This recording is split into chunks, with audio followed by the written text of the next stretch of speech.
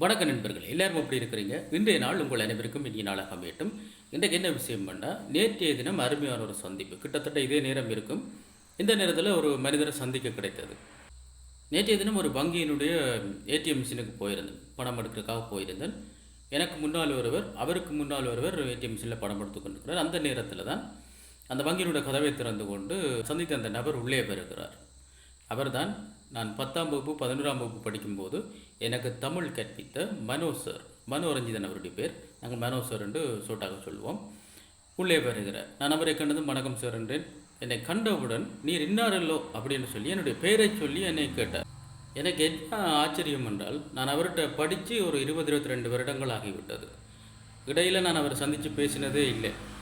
ஆனாலும் என்னை சந்தித்த உடனே என்னுடைய பேரை ஞாபகம் வச்சு கூப்பிட்டது எனக்கு ரொம்ப மகிழ்ச்சியாக இருந்துச்சு. அவருடைய மனசில் நான் அவ்வளோத்துக்கு இடம் பிடிச்சிருக்கிறேன்றதை நான் அதில் உணர்ந்து கொண்டேன். சரி, இப்படியே இருந்து கொண்டு கேட்கல. எனக்கு முன்னுக்கு நின்ற நபர் ஏடிஎம் மிஷினில் பணம் எடுக்க போனார். அவருக்கு அந்த எடுக்கிற முறை ஏதோ தெரியலை போல இருக்குது. சார் தான் கூப்பிட்டாங்க. வந்து இதை எடுத்து கொடுங்க, வருதில்லை காசுன்னு. சார் போயிட்டு காட்ட போடுங்க, மொழியை தெரிவிச்சுங்க, கட கட கட கட கடன்னு சொல்லி கொடுக்குறாரு. சார் இந்த படிப்பிக்கிற ஸ்டைலும் அப்படி தான் போகமாக இருக்குது. வித்தியாசமான ஒரு ஸ்டைலில் படிப்பார். எப்போ சிரித்து கொண்டு தான் இருப்பார். அவர் பிரம்படுத்து யாருக்கும் அடித்தது திட்டினதுன்றதை நான் படித்த காலத்தில் காணவே இல்லை. இப்போ அவர் ஐஎஸ்சியாக இருக்கிறார். அதாவது பள்ளிக்கூடங்களுக்கு பரிசோதனைக்கு வருவாங்கள்ல, அந்த டீமில் இருந்து கொண்டிருக்கிறார் என்று நான் கேள்விப்பட்டேன். இப்போ என்னெல்லாமே தெரியலை. அப்போ எல்லாம் நமக்கு சீமந்த கட்டிடங்கள் கிடையாது. இப்போ டெண்டை போட்டு கீழே மண் தெரியாக தான் இருக்கும். அதில் மேசையை போட்டு கதிரையை போட்டு இருந்து படிப்போம். ஆசிரியருக்கு கண்டு முன்னுக்கு ஒரு பெரிய மேசை வச்சுருப்பாங்க. அதில் மேசை விரிப்புகள் பூவாசெல்லாம் வச்சு ரொம்ப அழகாக தான் இருக்குது. மனோசரர் உள்ளுக்க வந்து படிப்பிக்க வழிகிட்டால் எப்போவுமே கதிரையில் அவர் பெரும்பாலும் இருந்ததில்லை. புத்தகத்தை கையில் தூக்கி கொண்டு அந்த முன்னுக்கு இருக்கிற இடைவெளியில் அங்கேயும் இங்கேயும் நடந்து கற்பிப்பார். நமக்கு விளங்காட்டி கூட நம்ம தனியாக கூப்பிட்டு வச்சு அந்த இலக்கண இலக்கியங்களெல்லாம் வடிவாக சொல்லி கொடுப்பார். அப்படி அவர் ஒரு மிக சிரத்தையோடு எங்களுக்கு படிப்பிப்பார்.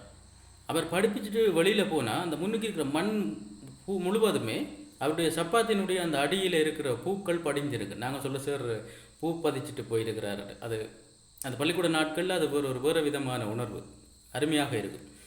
அப்படி ஒரு ஆசிரியர். சரி, இப்போ வங்கிக்கு வருவோம். வங்கியில் அந்த மனுஷனுக்கு காசு எடுக்க சொல்லி கொடுத்தாச்சு. அவர் காசு எடுத்து காட்டு மடுத்துன்னு வெளியில் போய்க்கலாம். அடுத்ததான் நான் தான் காசு எடுக்க போகணும். என்ன பின்னால் நிற்கிறேன். சார் எனக்கு அப்புறம் வந்தவர்.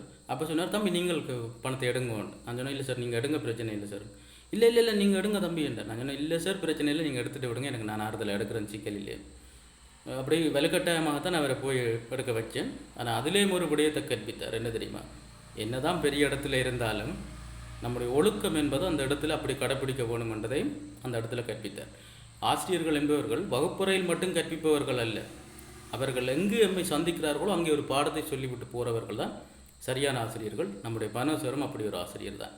ரொம்ப அருமையானவர், ரொம்ப அழகானவர். நேற்றைய தினம் சந்திப்பு அருமையாக இருந்தது. அந்த ஏடிஎம்ஸில் பணம் எடுக்க சொல்லிக் கொடுத்தார் இல்லையா, அவர் அந்த சொல்லிக் கொடுத்த வேகம் ஒரு 22 வருடங்கள் என்னை முன்னோக்கி கொண்டு போச்சு.